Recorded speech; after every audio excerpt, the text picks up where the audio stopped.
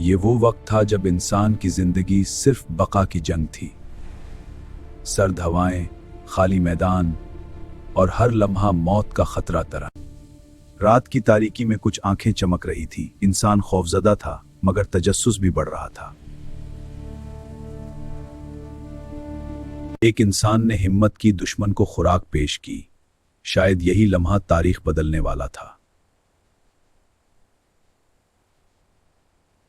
دشمنی کی دیوار آہستہ آہستہ گرنے لگی۔ خوف کی جگہ اعتماد نے لے لی۔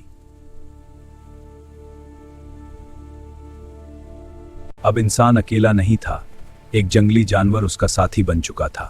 رفاقت نے طاقت کو دوگنا کر دیا۔ یوں خوف دوستی میں بدل گیا اور انسان نے پہلی بار ایک جنگلی جانور کو اپنا ساتھی بنا لیا۔ یہی رفاقت آگے چل کر کتے کی شکل اختیار کرنے والی تھی۔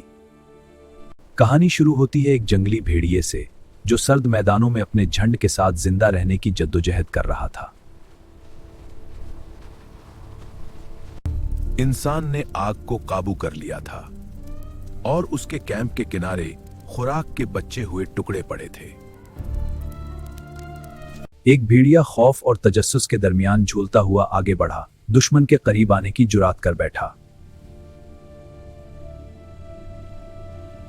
انسان نے نیزہ نہیں اٹھایا بلکہ ہڈی آگے پھینک دی۔ یہی لمحہ دشمنی کو کمزور کرنے لگا۔ وقت کے ساتھ فاصلہ کم ہونے لگا۔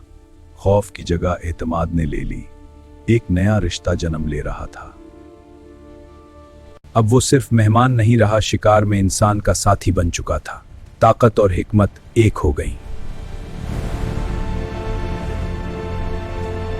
یوں ہزاروں سال پہلے ایک جنگلی بھیڑیا انسان کا وفادار ساتھی بن گیا اور تاریخ میں پہلی بار کتا وجود میں آیا۔ صدیوں کی آوارہ گردی کے بعد انسان نے ایک جگہ ٹھہرنے کا فیصلہ کیا۔ یہیں سے ایک نئے دور کا آغاز ہوا۔ انسان نے زمین میں بیج بوئے اور انتظار کرنے لگا کہ فطرت اسے کیا عطا کرے گی۔ شکار کے بجائے انسان نے سوچا، کیوں نہ جانوروں کو زندہ رکھا جائے۔ یوں بکریوں کو قابو کرنے کی کوشش شروع ہوئی۔ جانوروں کے لیے لکڑی اور ٹہنیوں سے باڑے بنائے گئے۔ کھردرے کپڑوں اور جانوروں کی کھالوں میں ملبوس لوگ اب انہیں اپنا حصہ سمجھنے لگے تھے۔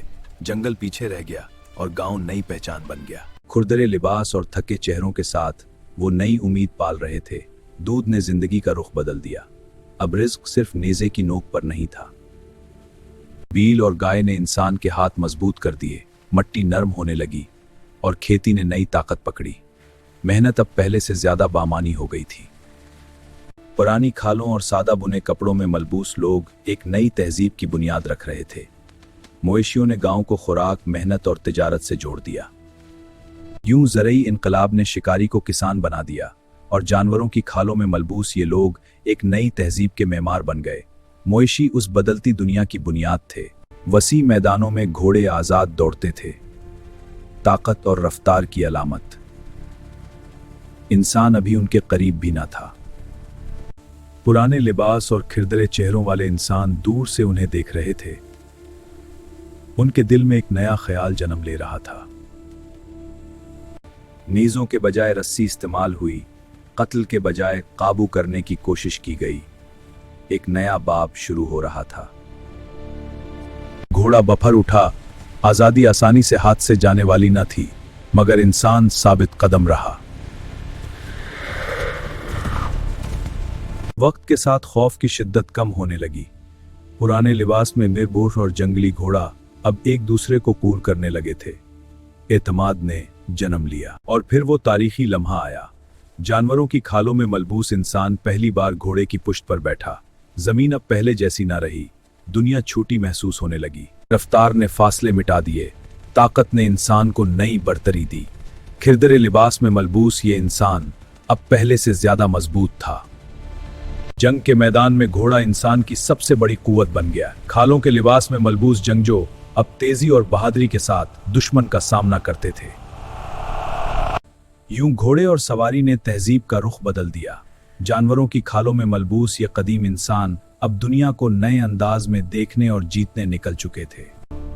ज़रूरी जिंदगी ने अनाज के ढेर लगा दिए, मगर हर नेमत के साथ एक नया खतरा भी पैदा हुआ। अंधेरे कोनों में चूहे अनाज को नुकसान पहुंचा रहे थे, मेहनत लम्हों में जाया हो रही थी। पुराने लिबास में मलबूस किसान परेशान थे, अगर अनाज खत्म हो जाता तो सर्दियों में भूख यकीनी थी। रात की खामोशी में एक नया किरदार दाखिल हुआ, तेज आंखों और नर्म कदमों वाला शिकारी।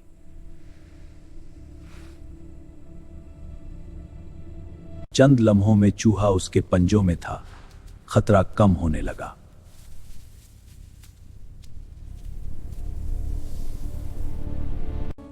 इंसान ने पहली बार उसे दुश्मन नहीं समझा, बल्कि फायदे का जरिया जाना।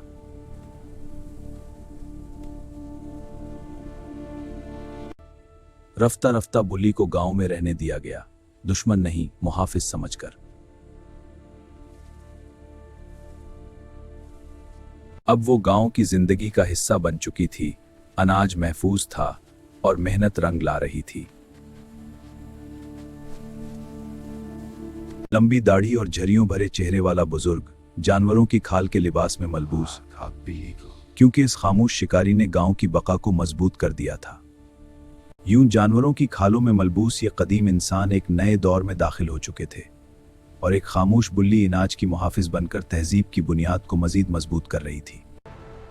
वक्त बदल चुका है, मगर जानवर आज भी इंसान की जिंदगी का लाजमी हिस्सा हैं।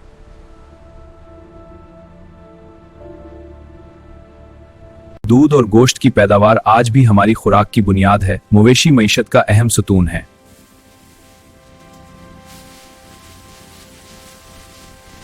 मशीनों के दौर में भी कई इलाकों में जानवर खेतीबाड़ी में मददगार हैं।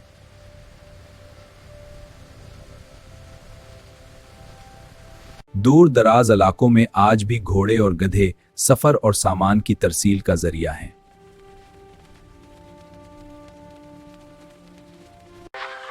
जानवर अब सिर्फ मेहनत का जरिया नहीं, बल्कि घर के फर्द और दिल का सुकून भी हैं।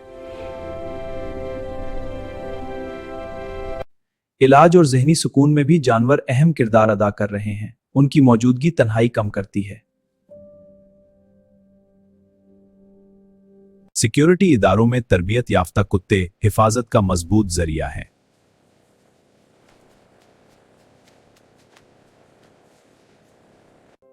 साइंसी तहकीक में भी जानवरों का किरदार अहम रहा है, जिससे कई बीमारियों का इलाज मुमकिन हुआ। आज इंसान सिर्फ फायदा नहीं उठाता, बल्कि जंगली हयात के तहफ्फुज के लिए भी कोशिश कर रहा है।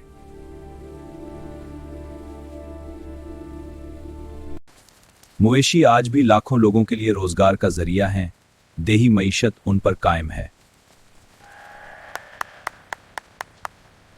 सदियों पहले शुरू होने वाला रिश्ता आज भी कायम है। जानवर इंसान के साथी, मददगार और दोस्त हैं। यही उनकी जदीद दौर में असल अहमियत है।